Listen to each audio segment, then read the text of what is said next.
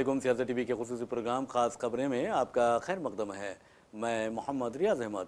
नाज़रीन, आप अच्छी तरह जानते हैं कि हम अपने खबरों का आगाज़, चाहे वो ब्रेकिंग न्यूज़ हो या फिर ख़ास खबरें हों या फिर आप देखेंगे कि खबर ख्याल हो, उसका आगाज़ प्यारे नबी सल्लल्लाहु अलैहि वसल्लम की हदीस मुबारक से करते हैं। और आप ये भी अच्छी तरह जानते हैं कि रोज़ाना सियासत अपने सफ़े आखिर पर हर रोज़ प्यारे नबी सल्लल्लाहु अलैहि वसल्लम की एक हदीस मुबारक शाये करता है ताकि आवाम को सहूलत हासिल हो सके। तो बहरहाल आज की जो हदीस मुबारक है वो कुछ इस तरह है। हज़रत साद बिन अबी वक़ास रज़ी अल्लाह तआला अन्हु से रिवायत है, रसूलुल्लाह सल्लल्लाहु अलैहि वसल्लम ने फरमाया कि अल्लाह ताला ऐसे बंदे को दोस्त रखता है जो मुत्तकी हो, उसका नफ्स मुतमईन हो और वो गोशा नशीन हो। तो बहरहाल नाज़रीन, ये तो हदीस मुबारक रही है और हम उम्मीद करते हैं कि अल्लाह ताला हमें प्यारे नबी सल्लल्लाहु अलैहि वसल्लम के अहकामात पर, उनके और आप सल्लल्लाहु अलैहि वसल्लम के हदीस मुबारक पर, आपकी सुन्नतों पर अमल करने की तौफ़ीक़ अता फ़रमाए। तो बहरहाल नाज़रीन, जहाँ तक खबरों का सवाल है, आप अच्छी तरह जानते हैं कि तेलंगाना हज कमेटी के आज बहुत ज़्यादा चर्चे हैं, क्योंकि जो काफ़िले हैं आज़मीन हज के वो रवाना हो रहे हैं। लेकिन उसी दौरान अगर चर्चों में जो बात है, यानी चर्चों की बात है, तो समझिए कि तेलंगाना हज कमेटी में ये कहा जा रहा है कि बजट का बेजा इस्तेमाल हो रहा है और फर्जी बिल्स के ज़रिए हज़ारों रुपए की लूट मार की जा रही है। तो बहरहाल कई बरसों से ये स्कैम जारी है और इसके बाद ये भी कहा जा रहा है कि सेक्रेटरी अक़लियती बहबूद की सरपरस्ती और वर्क आर्डर के बगैर रुकुमात की इजराई अमल में लाई जा रही है।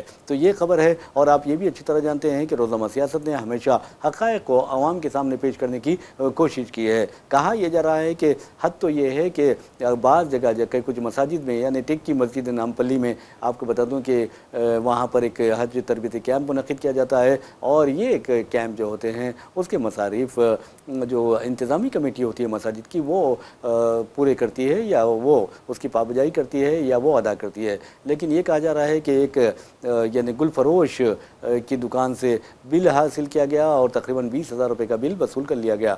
तो ये चीज़ें इस तरह की जो होती हैं, और ख़ास तौर पर आप देखेंगे कि हज कमेटी में इस तरह के वाक़यात का होना ये बहुत बुरी बात है। तो इसका मतलब ये है कि इंसान जो है, और ख़ास तौर पर जो मुसलमान हैं, वो हराम और हलाल की तमीज़ से महरूम हो गए हैं। और ये जो आप हज कमेटी में आप अंदाज़ा कीजिए, सदर नशीन भी हज कमेटी के ये कोई गैर मुस्लिम नहीं होते, अरकान कोई गैर मुस्लिम नहीं होते, ओहदेदार भी तक 99% मुसलमान होते हैं। और उसके बावजूद भी अगर हज कमेटी के में स्कैम होता है तो ये बहुत बुरी बात है और मैं समझता हूँ कि इस बुराई को रोकना बहुत ज़रूरी है। तो बहरहाल नाज़रीन, एक और ख़बर की जानिब हम आपको लिए चलते हैं। इस खबर के बारे में हम आपको बाद में बताएंगे कि तेलंगाना की हज कमेटी में क्या क्या हो रहा है और क्या क्या बदगुमानियाँ हो रहे हैं। इस सिलसिले में आपको बताना भी ज़रूरी है। वैसे भी नाज़रीन, देखिए, जहाँ तक हज का सवाल होता है या उम्रे का सवाल होता है, इस मामले में बहुत एहतियात से काम लेना पड़ता है। और लेकिन अफसोस की बात यह है कि हज कमेटी में ये भी कहा जा रहा है कि फ़ोटो एल्बम बनाने पर भी हज़ारों रुपये खर्च किए जा रहे हैं। तो अब सवाल ये पैदा होता है, एक दो फ़ोटो अगर आप लेते हैं तो ये अच्छी बात है,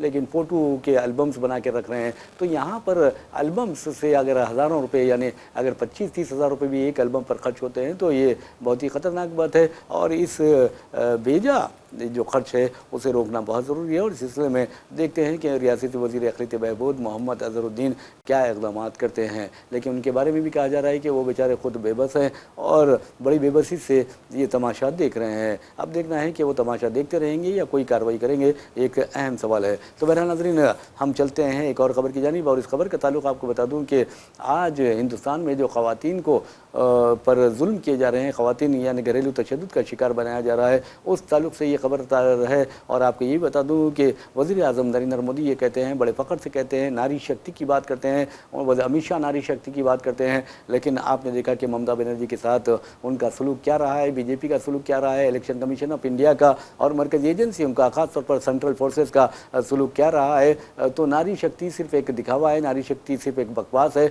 नारी शक्ति जो बात करते हैं वज़ीर आज़म नरेंद्र मोदी, एक बड़ी झूठ है। और वैसे भी आपको बता दूं कि नारी शक्ति की बात करने वाले वज़ीर आज़म नरेंद्र मोदी की हुकूमत ने बिल्किस बानो, अब अंदाज़ा कीजिए कि बिल्किस बानो गुजरात की बेटी है और वज़ीर आज़म नरेंद्र मोदी की उम्र 76 साल है। तो आप अंदाज़ा कीजिए कि अगर वज़ीर आज़म को कोई बेटी होती तो वो बिल्किस बानो की उम्र की होती। तो बहरहाल वज़ीर-ए-आज़म आपने देखा कि उनकी तो अज़दवाजी ज़िंदगी, यानी उन्होंने शादी तो की, लेकिन उसके बाद वो अपने घर से रवाना हो गए बीवी को छोड़कर।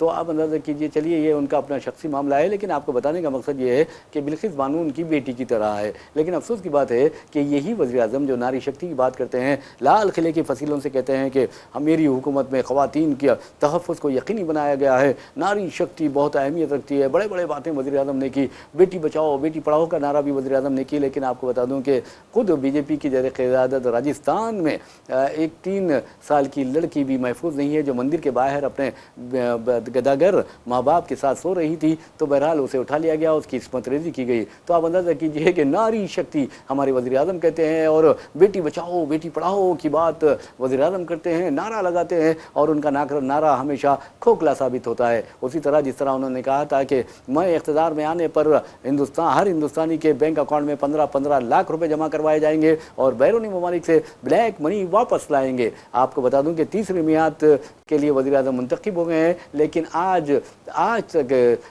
आज की तारीख तक किसी भी हिंदुस्तानी के बैंक अकाउंट में हुकूमत की जानिब से 15 पैसे भी जमा नहीं करवाए गए। तो बहरहाल नाज़रीन, नारी शक्ति की बात करने वाले वज़ीर-ए-आज़म के बारे में आपको बताता हूँ कि किस कदर ये झूठ बोलते हैं। इसलिए झूठ बोलते हैं, मैं इसलिए कह रहा हूँ क्योंकि हमारा किसी सियासी जमात से ताल्लुक़ नहीं है, लेकिन एक बात यह है कि हम हिंदुस्तानी हैं, हम सहाफ़ी हैं, और हमारा ये फ़र्ज़ बनता है कि हम बड़ी बेबाकी के साथ हक़ाइक़ अवाम के सामने पेश करें। तो बहरहाल वज़ीर-ए-आज़म नरेंद्र मोदी के बारे में आपको बता सकते हैं कि वो नारी शक्ति के बारे में बात कर रहे थे, लेकिन झूठ बात कर रहे थे। क्योंकि आपने देखा कि बिल्किस बानो के क़ातिलों को और बिल्किस बानो के जो रेपिस्ट है, यानी एक इज्तिमाई इस्मत रेज़ी का शिकार बनाया जिन लोगों ने, और बिल्किस बानो के 7 अरकान ख़ानदानों को जिन्होंने कत्ल किया था, उन्हें सज़ाए उम्र कैद सुनाई गई थी। और बिल्किस बानो की 3 साला बेटी जो अपनी माँ के सीने से लिपेटे हुई थी, और उस बच्ची को खींचकर, यानी उन दरिंदों ने उस बच्ची को खींचा उसकी माँ से और फिर ज़मीन पर पटक दिया, और पटकने के नतीजे में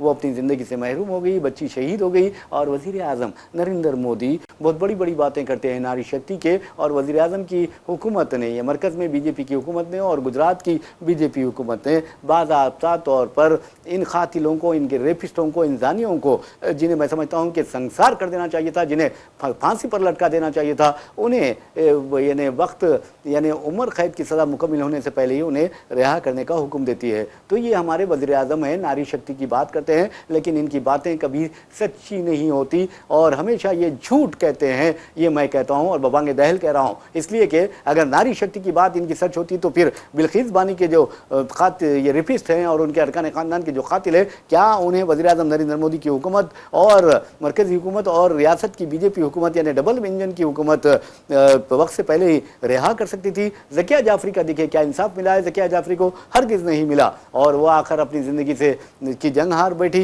लेकिन याद रखिए कि आज ज़मीन की अदालतें, हो सकता है कि वज़ीर-ए-आज़म नरेंद्र मोदी को क्लीन चिट दी होंगी, अमित शाह को क्लीन चिट दी होगी, लेकिन याद रखिए ऊपर की भी अदालत होती है और जो फैसला करती है तो इस कदर भयानक फैसला होता है कि फिर ये कहा जा रहा है कि जानवरों को भी इंसाफ मिलता है। तो बहरहाल हम बात कर रहे थे ख़वातीन पर तशद्दुद की, घरेलू तशद्दुद की। तो नाज़रीन, हम आपको लिए चलते हैं तेलंगाना के सूर्यापेट, ज़िले सूर्यापेट का मंडल है कोदाड़।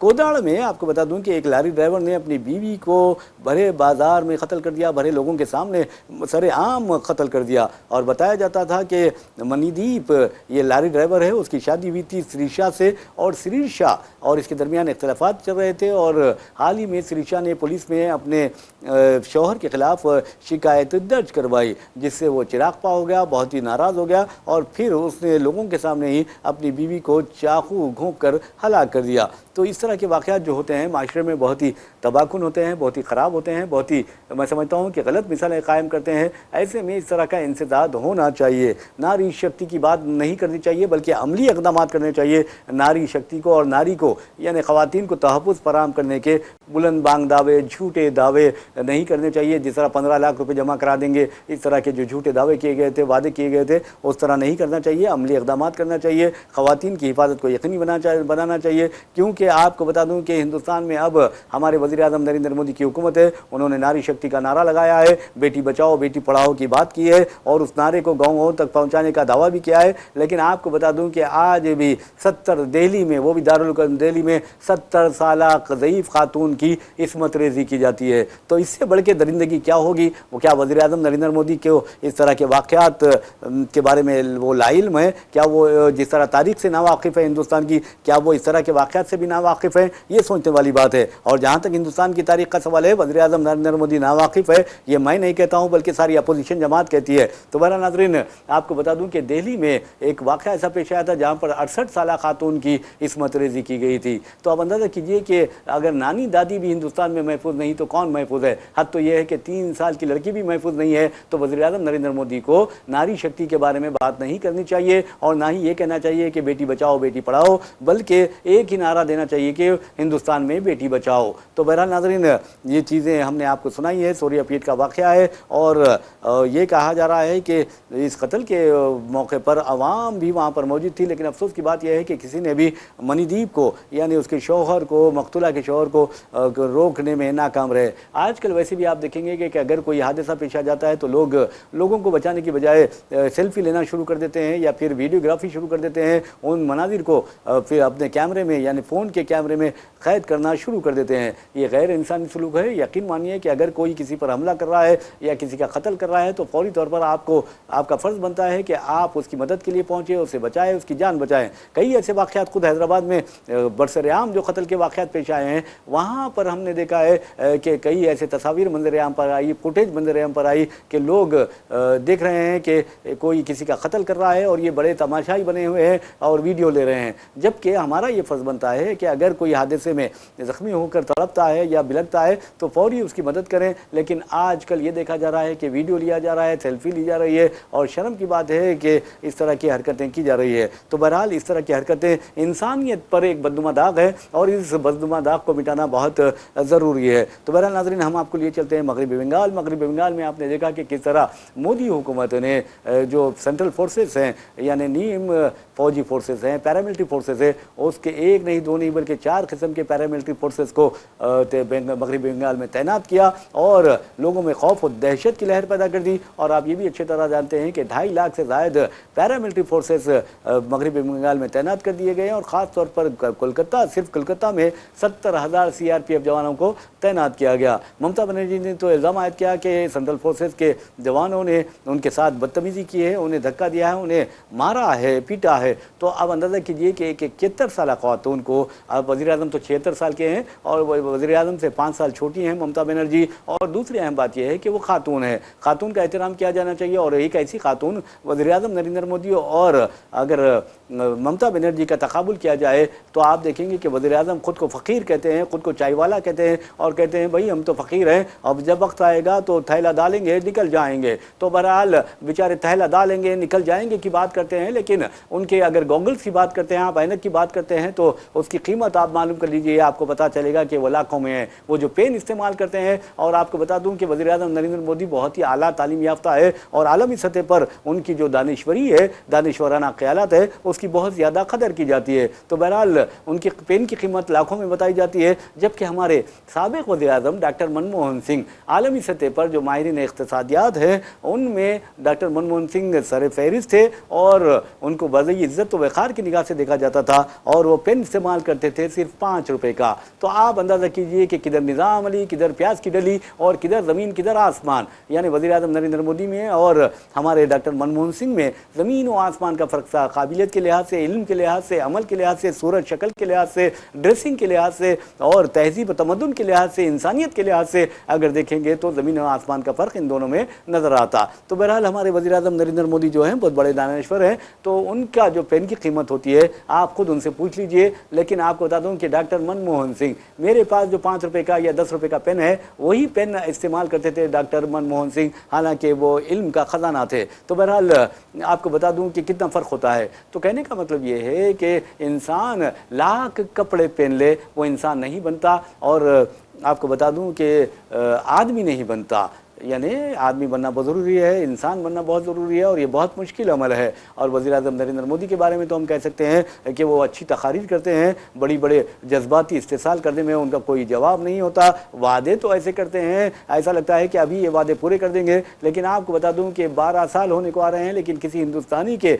बैंक अकाउंट में 15 लाख अब तक वज़ीर-ए-आज़म नरेंद्र मोदी ने जमा नहीं करवाए। जैसा कि उन्होंने दावा किया था कि बैरूनी ममालिक में जो ब्लैक मनी हिंदुस्तानियों की है वो वापस लाएंगे और हर हिंदुस्तानी के बैंक अकाउंट में 15 लाख रुपए जमा कराएंगे। तो बहरहाल ऐसा नहीं हो सका। तो बहरहाल हम मगरबी बंगाल की बात कर रहे थे और आपने देखा कि मगरबी बंगाल में किस तरह टीएमसी को हराने के लिए बीजेपी ने कितने जतन किए। और अंदाजा कीजिए कि टीएमसी का मुकाबला सिर्फ बीजेपी से नहीं बल्कि election commission of India, chief election commissioner, paramilitary forces, मरकजी एजेंसियों के साथ भी रहा है, खासतौर पर इन्फोर्समेंट डायरेक्टोरेट हो, इनकम टैक्स डिपार्टमेंट हो, इससे बहुत ज़्यादा मुकाबला यानी सीबीआई से भी रहा, एनआई से भी रहा। तो बहरहाल एक खातून से वज़ीर-ए-आज़म ने कितना बड़ा मुकाबला किया, आप अंदाज़ा कीजिए। अपनी सारी एड़ी चोटी का जोर लगा दिया, अपनी हुकूमत दांव पर लगा दी और फिर आकर ममता बनर्जी को शिकस्त हुई। लेकिन ममता बनर्जी ने बबांग दहल और खुलेआम सारी दुनिया से कहा कि मोदी ने और बीजेपी ने एक नहीं दो नहीं बल्कि 100 सीटों का सरखा किया है, 100 सीट्स को लूटा है, यानी वोट चोरी का इल्ज़ाम आयद किया है। तो बहरहाल ये टर्मिनोलॉजी जो वोट चोरों की है अब वज़ीर-ए-आज़म नरेंद्र मोदी और बीजेपी के खिलाफ इस्तेमाल हो रही है। और इस सिलसिले में राहुल गांधी ने भी ये कह दिया है कि बीजेपी के जो अरकान पार्लियामेंट है, और याद रखिए राहुल गांधी कायदे अपोजिशन है लोकसभा में, उनका ये बयान बहुत ज़्यादा अहमियत रखता है। इसलिए अहमियत रखता है कि उन्होंने वादे तौर पर कहा है कि बीजेपी के जो अरकान पार्लियामेंट है 240 अरकान लोकसभा है। और आपको ये बता दूं कि अब की बार 400 पार का उन्होंने नारा लगाया था, लेकिन बुरी तरह नाकामी हुई और जादुई अदद जो होता है हुकूमत बनाने के लिए 272, वो भी उस तक के करीब भी वो नहीं पहुंच सके, 240 पर आकर रुक गए और फिर दो बैसाखियों का सहारा लिया, एक तो नीतीश कुमार और दूसरे जो हैं चंद्रबाबू नायडू। तो बहरहाल आपको बता दूं कि मगरबी बंगाल में एक खातून को हराने के लिए एड़ी चोटी का जोर लगा लिया गया और पूरे खुद ममता बनर्जी कहती हैं कि ये हेराफेरी की गई है और ईवीएम मशीन में छेड़छाड़ की गई है और इंतहाई बददियानती के साथ ये इंतखाबात जीते गए हैं जो गैर कानूनी है,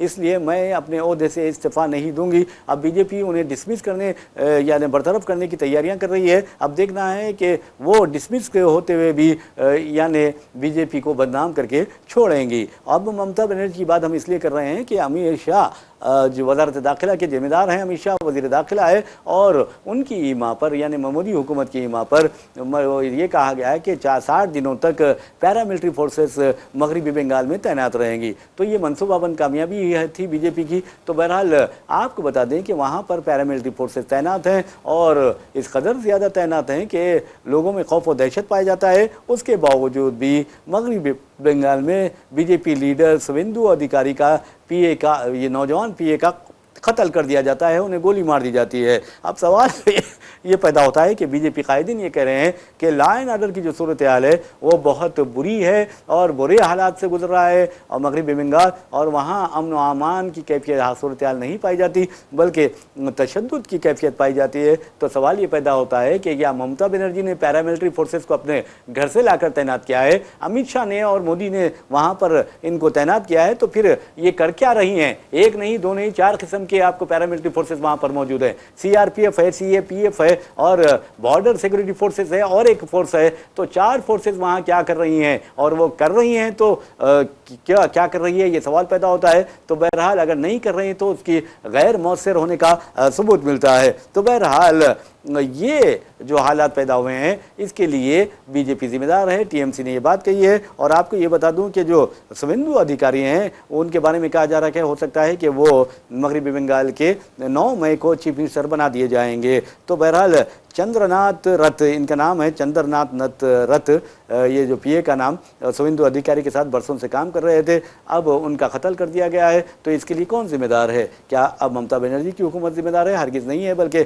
वहाँ पर उन्हें पैरामिलिट्री फोर्सेस तैनात कर दी गई थी। अब पैरामिलिट्री फोर्सेस कह रही है कि भाई आप उनको अंदाज़ा हो गया है कि मगरबी बंगाल कोई मामूली रियासत नहीं है, वहाँ पर ईंट का जवाब पत्थर से दिया जाता है और जो बंगाली है वो बदला लेने में बहुत ज़्यादा यानी माहिर होते हैं और उनको गुस्सा आता है तो फिर कोई सामने कितनी बड़ी ताकत रहो, बुलंद खामत कोई भी रहो, उसे नहीं बख्शते। तो बहरहाल अब देखेंगे कि बीजेपी का हाल बंगाली क्या करते हैं। और आपको ये भी बता दूं कि अब ये देखना है कि मगरबी बंगाल में पुलिस ने तो बहुत ज़्यादा चौकसी इख्तियार कर ली है और उसके जो वीडियो कैमरेज है, वीडियो फुटेजेस हैं, उनका जायज़ा भी लिया जा रहा है। अब देखना ये है कि चंद्रनाथ रथ के कातिल कौन निकलते हैं। ये 24 परगना ज़िले में ये कत्ल की वारदात पेश आई है और मैं समझता हूँ कि ये बीजेपी की पहली सबसे बड़ी नाकामी है कि संविदा अधिकारी जो हो सकता है कि जो यानी इम्कानी चीफ मिनिस्टर के तौर पर उनका नाम लिया जा रहा है, उनके पीए का कत्ल हो जाता है। और ये कत्ल कौन करता है? क्या ये खुद पार्टी के अंदर मौजूद अनासिर ने किया है या फिर टीएमसी ने किया है, जैसा कि बीजेपी कायदीन कर रहे हैं। और बीजेपी कायदीन धरने दे रहे हैं, एहतजाजी मुजाहरे कर रहे हैं। और आपको ये बता दूं कि किस तरह बुलडोज़र भी लाकर लोगों को डरा रहे हैं। जबकि पैरामिलिट्री फोर्सेस क्या कर रही है? पैरामिलिट्री फोर्सेस के बारे में ये कहना चाहिए कि बीजेपी कायदीन की अगर वो मदद करती है तो फिर उसका वहाँ तैनात रहने का मकसद ही फौत हो जाता है। तो बहरहाल ये सीआरपीएफ को और सीआरपीएफ के जो डायरेक्टर जनरल है उनको भी इस मामले में गौर करना चाहिए। सियासी दबाव में आकर डर के मर के अगर कुछ काम करेंगे, बुज़दिली का मुजाहरा करेंगे, तो मैं समझता हूँ कि ये कोई इस यानी रक्षा दल नहीं हो सकते, बल्कि ये कमज़ोर दल होते हैं अगर इस तरह करेंगे। पहले सीआरपीएफ को जिस मकसद के लिए तैनात किया गया था उस मकसद की तकमील करनी चाहिए, सख्ती के साथ सबसे निपटना चाहिए। बीजेपी को नहीं देखना चाहिए, टीएमसी को नहीं देखना चाहिए, कांग्रेस या दूसरे जमातों को नहीं देखना चाहिए, बल्कि अमन अमान को देखना चाहिए। अगर अमन अमान को अगर कोई नुकसान पहुंचा रहा है, अगर उसका ताल्लुक बीजेपी से भी है, तो फिर उसके खिलाफ सख्त कार्रवाई करनी चाहिए, उसे कैफार किरदार तक पहुंचाना चाहिए। लेकिन अफसोस की बात यह है कि हमारे मुल्क में सियासी दबाव बढ़ गया है। हद तो यह है कि बैरूनी ममालिक से लेकर अंदरूनी ममालिक के जो मारीन कानून है वो भी ये कहने लगे हैं कि अदालतों पर भी दबाव डाला जा रहा है। और आप देखेंगे कि बीजेपी हुकूमत में जितने फैसले आए हैं वो बीजेपी के फेवर में आए हैं, तकरीबन बीजेपी और बीजेपी के हामियों के फेवर में आए हैं, जिससे इस इल्ज़ाम को तक़वियत मिलती है कि अदालतें भी दबाव में काम कर रही है। लेकिन हम अदालतों का एहतराम करते हैं और इस ख्याल से इत्तेफाक नहीं करते। तो बहरहाल नाज़रीन, आपको बता दें कि सुवेंदु अधिकारी के पीए का कत्ल कर दिया गया और बीजेपी कह रही है कि टीएमसी वालों की ये कारस्तानी है। और टीएमसी वालों ने वाज़ेह तौर पर कह दिया है कि बीजेपी वालों की कारस्तानी है जो खुद अपने लोगों को नहीं बख्शते। और एक खबर की तरफ चलते हैं नाज़रीन। दिल्ली में आपको बता दूं, हमारे वज़ीर आज़म नरेंद्र मोदी ने हालिया अरसे के दौरान आपको बता दूं कि 900 से ज़ायद अद्वियात की कीमतें बढ़ा दी हैं, यानी हमारे वज़ीर आज़म नरेंद्र मोदी की हुकूमत में। और आपको बता दूं कि जिस तरह कमर्शियल गैस सिलेंडर की कीमत में 993 रुपये का इजाफा किया है, उसी तरह ये कमर्शियल ये अद्वियात है उसकी कीमतों में भी इजाफा किया गया। 10% इजाफा किया गया 9 से ज़ायद अद्वियात की कीमत में, ख़ासतौर पर कैंसर की और लीवर की और दीगर जो यानी पेचीदा बीमारियां होते हैं उनके इलाज के लिए जो दवाएं इस्तेमाल की जाती हैं उनकी कीमतों में इजाफा किया गया है। लेकिन अफसोस की बात है कि हमारे वज़ीर आज़म नरेंद्र मोदी की हुकूमत में, और वो भी दिल्ली में, यानी उनकी नाक के नीचे। अब कहाँ कहाँ आप देखिए, बताइए कि कैसे हालात हो रहे हैं। तो बहरहाल हम नाक का अल्फाज इस्तेमाल कर रहे हैं। उनकी नाक के नीचे तकरीबन 10 करोड़ रुपए के फेक अद्वियात का एक रैकेट, तैयारी का रैकेट बेनकाब हुआ है। इस सिलसिले में पुलिस ने 4 अफराद को गिरफ्तार भी कर लिया है। और आपको ये बता दें कि ये जो अद्वियात तैयार कर रहा था, ये सिंडिकेट या रैकेट, वो अद्वियात थे लीवर के थे, कैंसर के थे, किडनीज के थे, यानी जितनी भी पेचीदा बीमारियां होती हैं उसके ये फेक यानी जाली या फर्जी अद्वियात तैयार कर रहे थे। और इस सिलसिले में आपको बता दूं कि मणिपुर के रहने वाले मनोज कुमार मिश्रा जो हैं उसको असल मास्टरमाइंड का असल जहन या मास्टरमाइंड करार दिया गया है और 4 अफराद को गिरफ्तार किया गया है। ये भी बताया जाता है कि सिंडिकेट के जिस मुकाम पर धावा किया गया वहाँ से तकरीबन 90,000 यानी 90,000 कैप्सूल्स और बेशुमार हज़ारों की तादाद में गोलियां जब्त की गई हैं। तो बहरहाल इस तरह की जो हरकतें होती हैं बहुत ही ख़तरनाक होती हैं और मैं समझता हूँ कि ख़तरनाक ही नहीं बल्कि इंसान जो होते हैं उनकी इंसानी ज़िंदगी को ख़तरे में या जोखिम में डालने का बायस बनते हैं। अगर आप नकली अद्वियात इस्तेमाल करेंगे और पैसे पूरे अदा करेंगे तो उसके बावजूद भी फ़ायदा नहीं होगा। तो आप अंदाज़ा कीजिए कि इस तरह के जो लोग होते हैं बैरूनी ममालिक में, ख़ास तौर पर चाइना वगैरह में तो, और जो सऊदी मुस्लिम ममालिक है, अरब ममालिक है, अरब ममालिक में तो ऐसे लोगों को फांसी दे दी जाती है, संसार कर दिया जाता है और उनका कत्ल कर दिया जाता है या फिर ज़िंदगी भर वो जेल में गुजारते हैं। तो इस तरह हिंदुस्तान में भी कानून होना चाहिए, इबरतनाक सज़ाएँ इन्हें दी जानी चाहिए। अगर इबरतनाक सज़ाएँ नहीं दी जाएंगी तो फिर ये जो सिलसिला है वो कभी थमने वाला नहीं है। तो बहरहाल नाज़रीन, अक्सर फिल्मों में आपने देखा कि किस तरह यानी नकली अद्वियात तैयार होती हैं और उसमें पॉलिटिकल और नेक्सस और ये इस तरह के जो रैकेट होते हैं, फर्जी अद्वियात तैयार करने वाले गिरोह होते हैं, गुंडे होते हैं, उनके दरमियान किस तरह का नेक्सस पाया जाता है, गठजोड़ पाया जाता है, आप फिल्मों में देखा होगा। लेकिन अमली तौर पर भी हिंदुस्तान के मुख्तलिफ मकामात पर ऐसा होता है और हमारे वज़ीर-ए-आज़म नरेंद्र मोदी बड़े बड़े दावे करते हैं कि हमने ये कर दिया, हमने वो कर दिया और हिंदुस्तान को यानी विकसित भारत यानी तरक्की याफ्ता भारत में तब्दील कर दिया है। तो ये तरक्की भारत की हो रही है जहाँ पर फर्जी अद्वियात बड़े पैमाने पर तैयार की जा रही हैं। तो इस तरह के जो वाक़यात होते हैं इसके खिलाफ निफाज़ क़ानून की एजेंसियों को सख्त कार्रवाई करनी चाहिए। अगर कोई सियासी दबाव डालता है तो उसको बेनकाब करके रख देना चाहिए, तब कहीं जाकर दुनिया को पता चलेगा कि ये लोग किस कदर ख़तरनाक होते हैं और आवाम की खिदमत के नाम पर आवाम की ज़िंदगियों को ख़तरे में डालते हैं। तो बहरहाल नाज़रीन, एक और ख़बर की जानिब चलते हैं और आपको ये बता दें कि इस बारे में ये कहा जा रहा है कि बीजेपी किसी भी तरह विजय की पार्टी को, क्योंकि विजय जो हैं टीवी के बीजेपी के सख्त खिलाफ हैं और विजय की पार्टी को वो इख्तिदार में आने या हुकूमत तश्कील देने से रोकना चाहती है। इस सिलसिले में आपको बता दूं कि आज गवर्नर से फिल्म स्टार विजय यानी टीवी के जो सरबराह हैं विजय ने मुलाकात की और तश्कील हुकूमत का दावा किया।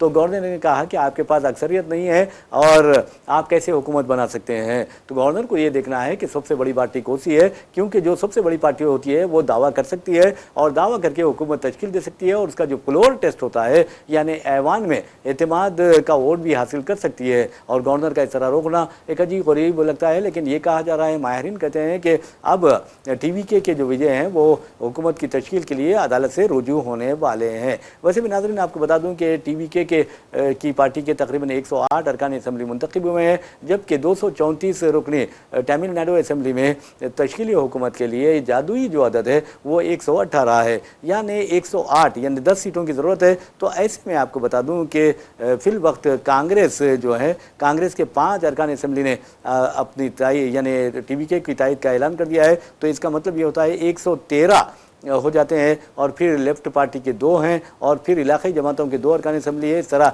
117 जो हैं वो अरकान असम्बली टीवी के पास आ जाते हैं। लेकिन गवर्नर का ये कि भाई आपके पास अक्सरियत साबित करने के लिए दरकार जो अरकान की तादाद है वो नहीं है, ये एक बहुत गलत बात है। गवर्नर को इस तरह की बातें नहीं करनी चाहिए। जबकि आपको बता दूँ कि गवर्नर को वही क्योंकि वाहिद बड़ी पार्टी के तौर पर उभरी है टीवी के और सिर्फ वो 10 सीटों से पीछे हैं, लेकिन कांग्रेस ने 5 कांग्रेस के अरकान असम्बली ने उसकी तायद कर दी है और 4 के बारे में कहा जा रहा है कि वो तायद करने वाले हैं। तो एक की कमी बाकी रह जाती है। तो ऐसे में गवर्नर को तश्कील हुकूमत के लिए विजय को दावत देनी चाहिए। बीजेपी ने कहा है कि हमारा इस मामले में कोई दबाव नहीं है, हमारा इस मामले में कोई यानी रूल या किरदार नहीं है, बीजेपी ने ये बात कही है। लेकिन नाज़रीन आपको बता दूं कि जहाँ तक डीएमके का सवाल है, डीएमके और कांग्रेस के दरमियान अब तमिलनाडु में नाराज़गी पैदा हो गई है। हालांकि आप देखेंगे कि स्टैलिन और कांग्रेस ने बहुत अच्छा यानी इत्तेहाद था, राहुल गांधी और स्टैलिन में बहुत ज़्यादा ये ज़हनी हम आहंगी भी थी।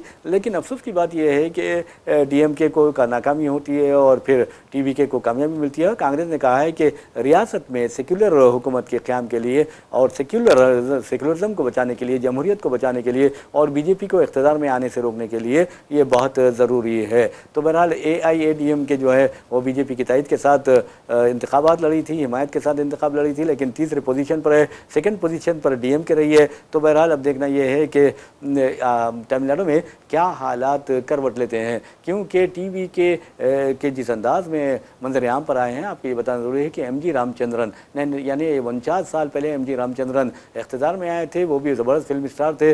तो बहरहाल उसके बाद जयललिता के बाद अगर आप देखें कमला हासन ने भी कोशिश की लेकिन नाकाम रहे। रजनीकांत को तो उन्होंने ऐलान तो किया लेकिन बाद में वो सियासत में दाखिल होने से दूर रहे। अब विजय को कामयाबी मिली है, अब देखना है कि क्या वो हुकूमत बना पाएंगे, ये सबसे अहम सवाल है। बहरहाल नाज़रीन, इसी के साथ हम अपना प्रोग्राम खास खबर इख्तिताम को पहुँचाते हैं। अपने मेज़बान मोहम्मद रियाज अहमद को इजाज़त दीजिए। इंशाल्लाह फिर मुलाकात होगी, फिर बात होगी। तब तक के लिए अल्लाह हाफ़िज़।